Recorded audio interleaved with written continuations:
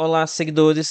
Fazer aqui um vídeo para comentar sobre a situação de Tegar 11, que aqui nessa quarta-feira, dia 18 de março, está apresentando uma queda até que bem significativa, né? Amanheceu aqui o dia logo no leilão, uma queda de 3% vindo aqui para casa R$ 74, o que é até mesmo abaixo do valor de fechamento que o fundo teve aqui no começo de fevereiro, quando saíram aquelas notícias negativas sobre o fundo, né? De que teríamos uma queda do rendimento. Na verdade, foi aqui em janeiro, depois o rendimento começou a cair bem, né? Mas então vamos aqui comentar esses motivos da queda. Aqui é o Thiago PS, seu canal Fique Esperto. Então, o motivo número um é que hoje, quarta-feira, é dia de Copom. Expectativa aqui do mercado é de um corte de apenas 0,25 pontos percentuais, o que é abaixo do que o mercado estava esperando até poucas semanas atrás, que seria uma queda de 50 base points, né, para 14,50. E aqui o problema não é apenas esse corte de agora, tá? Dessa quarta-feira, que vai ser abaixo do esperado. Mas de quanto que a Selic deve fechar no ano aqui de 2026. Então a preocupação vai além, né? Vai para os próximos cortes. Então o mercado aqui começa a pensar que a Selic talvez não vai cair como planejado, tá? Tinha muitas gestoras aqui acreditando numa queda aqui até mesmo para uma Selic de 12%, então seria uma bela queda. Vou mostrar para você aqui um gráfico da Cella Capital onde eles mostram a expectativa deles para a queda. Aqui, essa aqui é a expectativa aqui da Cella Capital. O corte 0,25. Isso aqui foi em janeiro, tá? Depois, provavelmente, eles esperavam uma queda de 0,50. Queda de 25 em janeiro, em março, uma queda de 70,75 em abril, depois 3,50 mais 2,025 aqui no final do ano, levando aqui a uma Selic de 12%. No entanto, aqui eles devem estar precificando que provavelmente não devemos ter todo esse corte. E com relação ao motivo disso estar acontecendo, não apenas sobre o que está acontecendo lá no Oriente Médio e o petróleo, mas também está relacionado com o setor de serviços aqui no Brasil que não está dando trégua, tá? Não está dando trégua aqui para o Banco Central cortar os juros. Por exemplo, a inflação de fevereiro, inflação de serviço de fevereiro, foi a pior da série histórica, né? O pior, mais subiu a inflação de serviço foi em fevereiro agora desse ano. Lembro vocês que eu comento diariamente sobre macroeconomia no início dos vídeos fechamento de mercado. É uma macroeconomia focada em fundos imobiliários, tá? Algo bem difícil de se encontrar.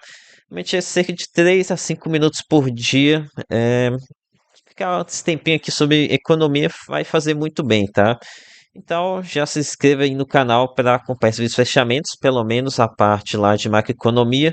Também já peço aqui o seu like. Então vamos aqui para a parte 2, para o motivo segundo, falar sobre o resultado do fundo, explicar para vocês o que é esse gráfico aqui para quem ainda não conhece.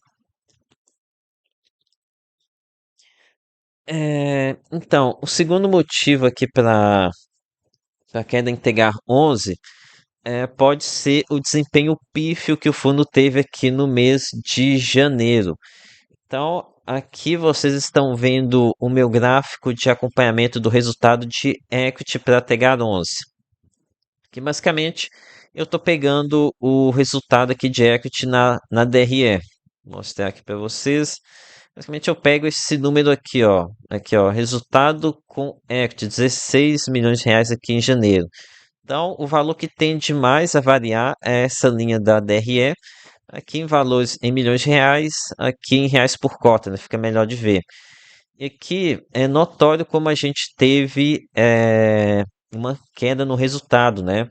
Por exemplo, há 2 anos atrás, em janeiro de 2024, o resultado era de 1,54 por cota.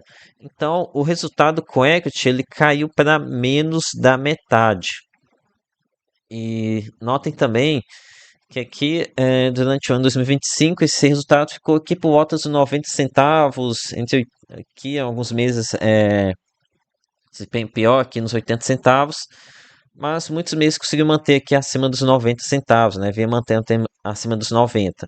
Mas aqui a gente teve uma queda brusca de 1,10 para apenas 69 centavos em resultado com equity. Então, realmente reduziu bastante o repasse dos empreendimentos para o fundo. Ah, enfim, aqui eu fiz um vídeo detalhado sobre isso aqui logo após que saiu o relatório, né? E também no vídeo de barganhas que eu fiz no domingo após esse relatório, eu cheguei a comentar que eu esperava que o fundo iria cair bem após essa divulgação do relatório, resultado tão ruim. Deixa eu ver aqui quando que saiu o relatório. O relatório saiu na quarta-feira, 11 de março. Aqui foi quarta-feira, 11 de março, no meu horário, aqui depois do pregão, né? E quando a gente vê aqui, na quinta-feira a gente teve uma queda de 1,5. Então teve sim uma queda, né, aqui nesse dia. Praticamente recuperou tudo aqui na sexta-feira seguinte. Comportamento que eu realmente achei bem estranho, tá? Bem estranho mesmo. Eu pensei que aqui Tegar 11 iria desabar após ter mostrado um resultado tão fraco como esse aqui no mês de janeiro. Foram apenas 62 centavos. Então foi ainda abaixo do guidance do aqui que o gestor tinha dado, tá, né? Tiveram que queimar reserva para manter esses 70 centavos. Então, para mim aqui foi uma queda, uma queda com atraso, uma queda que eu já esperava, mas demorou um pouco mais para acontecer. Talvez o mercado estava esperando aqui a situação aqui do Selic para decidir o que queria fazer, se teremos aqui uma queda ou uma manutenção aqui do patamar. Aqui ressalto também o ponto que eu comentei no relatório, que o fundo obteve resultados ruins em todas as linhas da DRE. É que ó, como você compara aqui janeiro com os outros 2 meses, vejam só, em crédito teve um desempenho ruim, né? Que é o menos da metade do que foi em novembro. Aqui na equities nem se fala, já mostrei para vocês. Aqui a remuneração da renda fixa também foi horrível, apenas 117, 118 mil reais. Aqui em novembro foi 1 milhão. Aqui ativos de bolsa também teve uma queda brutal também.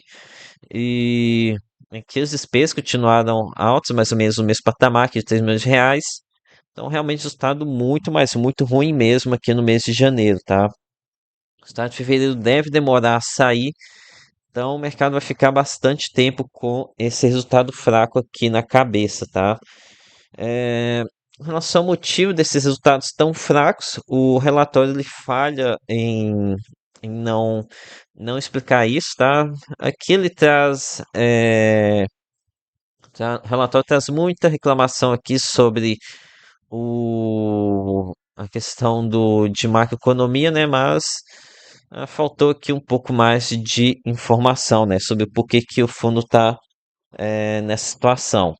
Ok, então vamos aqui para a conclusão do vídeo. Se isso aqui é uma situação que você tem que se preocupar, você pode estar se transformando aqui numa oportunidade. Então, aqui parece que TH11 realmente está sofrendo muito com o macro, né? Muito mesmo. E para piorar, TH11 é uma caixa preta, né? Nós sabemos apenas o repasse das SPS para o fundo. O resultado das SPS a gente não tem, né? Então a gente não sabe que resultado consolidado aqui que a gente teve nos suspendimentos do fundo. Então, algo bem negativo que é uma bate de uma falta de transparência. E é que nem vocês que o gestor ficou bravo lá na live do Baroni quando questionaram ele sobre isso, né? De que mencionaram que Tegar 11 é um fundo caixa preta. Falou que por o fundo falar sobre qual que é o percentual de obras e de venda dos projetos, que que o fundo tem sim uma boa transparência. O que é mentira, tá? A transparência que realmente deixa a desejar. Lembrando que a forma como a macroeconomia afeta o fundo. Os juros altos, eles dificultam as vendas as vendas de TH11. Basicamente, as pessoas elas não conseguem financiamento bancário, então isso aqui dificulta a venda. Aqui o gestor ele me lembra aqui de um ponto que ele falou que as incorporadoras listadas em bolsa elas têm conseguido manter um bom percentual de venda, mas é apenas com lançamentos, né? Lançamento você não tem que fazer financiamento bancário já no já no começo, né? Apenas aqui 4 anos quando o empreendimento está concluído. Enquanto isso, as pessoas vão pagando as parcelas para a incorporadora. Mas, enfim, outro ponto aqui que sempre vou ficar com a pulga atrás da orelha é se o gestor ele não está retendo resultado dentro das SPS, o que é uma possibilidade, né? Já que as SPS, Sociedade de Propósito Específico, não tem obrigatoriedade de distribuir os dividendos. Então, seria muito cômodo aqui para o gestor distribuir menos aqui, enquanto a gente está com uma Selic alta, não tem chance de emissão, e soltar melhores rendimentos quando o mercado estiver mais propício para fazer emissões, né? Lembro vocês que a TG Core é uma gestora muito pró-cotista, né? Já teve que casos de muita emissão aqui com taxa de custo de 5% de taxa de emissão, o que é um absurdo uma taxa dessas. Enfim, é, mas lembre vocês que também Integrado 11 é tomar cuidado aqui com essa coisa de falar que o fundo hectarizou ou carizou. Não acho que tem essa possibilidade, tá? O fundo tem uma boa gestão aqui de questão de obras. A maioria das obras são avançadas. Aqui a média do fundo é de 94% nas obras. Então, aqui o fundo ele tem caixa, tem CRI que ele pode vender. Então, não acho que ele vai se enrolar com obras.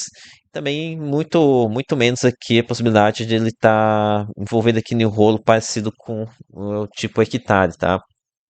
Então, eu vejo sim Integrar 11 como uma oportunidade aqui de médio, pelo menos de médio prazo, tá? Quando a gente tiver uma recuperação aqui, uma queda maior da Selic, talvez voltar aqui o rendimento para casa do 1,20, dá para ter um bom dividend yield on cost e valorização. Por exemplo, caso ele volte a pagar 1,30, agora passou muito tempo pagando lá atrás, está falando aqui de 1,75% ao mês, então um baita de um dividend yield. Ok, então vejo sim Integral 11 como uma oportunidade, não de curto prazo, mas de médio prazo, pensando aqui para 2027 pelo menos. Ok, então é isso, galera. Peço que o seu like, se inscreva no canal. Lembre-se que nada aqui é recomendação de compra ou de venda. Até a próxima.